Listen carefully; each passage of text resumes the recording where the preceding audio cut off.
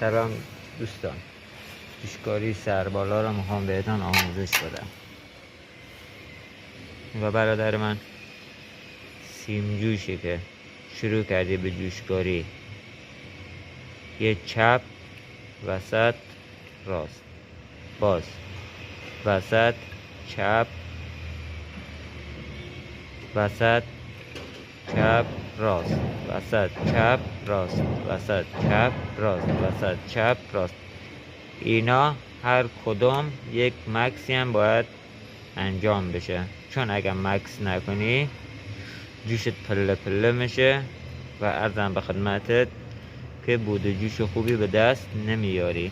این وسط هم که میگم یه مکس بکنی به نفوذشه، رود و لبه نباشه، وسطش هم نفوذ داشته باشه. دقیقا اینجوری.